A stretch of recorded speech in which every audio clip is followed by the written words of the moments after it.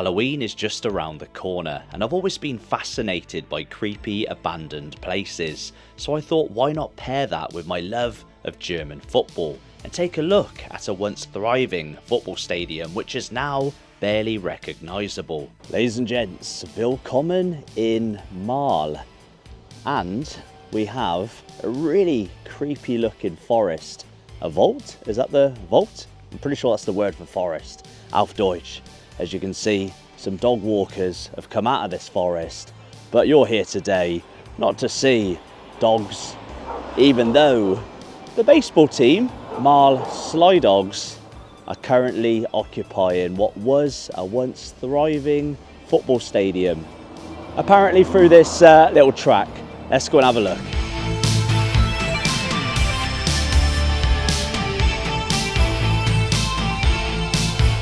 Already you can hear church bells, even though it's broad daylight and it's quite a nice day. It's got a real creepy feel around here. The pitch might be this way. Let's go and find out.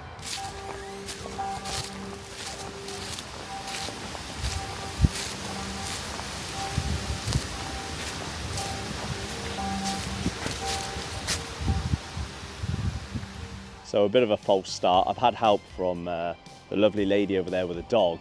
We're literally parked over there, walked through the forest, but if I continued down this road, I'd have seen the official entranceway. Of course, I've mentioned baseball team, Marl Sly Dogs. You've got to be really careful around here because there's like conkers or things dropping from the sky.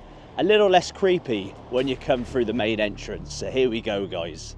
Let's take a bloody look.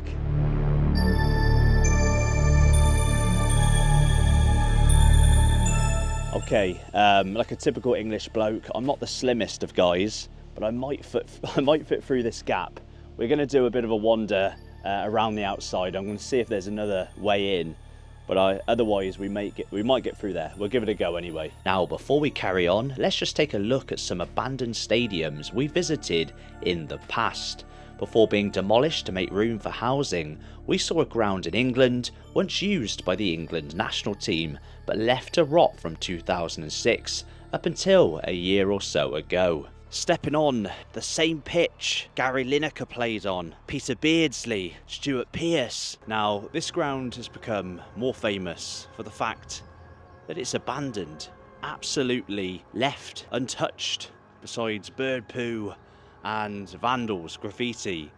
Back to Germany, and in Cologne we saw what's left of the Weidenpescher Park, once home to VfL Köln 99, a club which dissolved in 2013.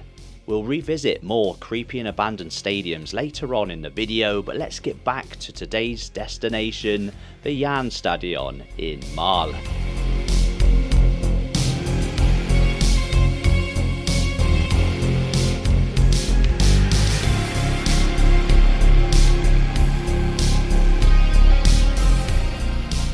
As I mentioned, it's now being used as a baseball stadium, but for years it was the home to TSV Marl Huls, who look as though they've struggled financially over the years, and I'm struggling to pinpoint exactly what league they're currently playing in, but judging from the badge, they've gone into liquidation and reformed in 2019, playing now elsewhere. In the past though, the club and the stadium was thriving. In the 1960s, after a renovation, it was reopened with a tournament featuring Real Madrid, Inter Milan, Red Star Belgrade, Manchester City, Sporting Lisbon, amongst others. One of the all-time greats, Eusebio, even attended this stadium, which at the time had a capacity of around 36,000, with plans to increase it to over 50,000. This place really does feel like it's stuck in time. It feels like when the football ended here, so did civilization. This really is an exciting place to be when you're a ground topper like me.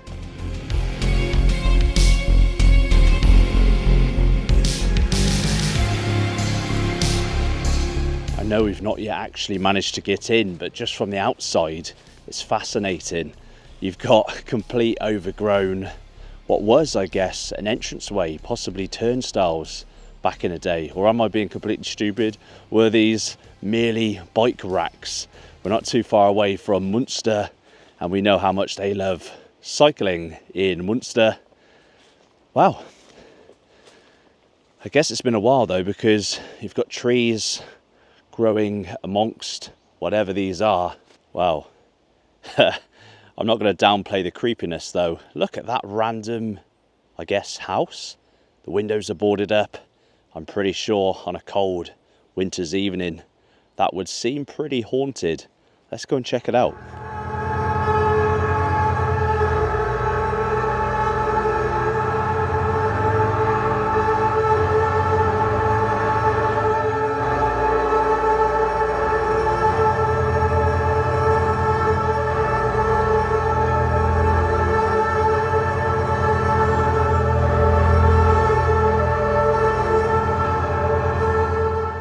As you can see through this gap, guys, this would have been the toilets, I guess, back in the glory days.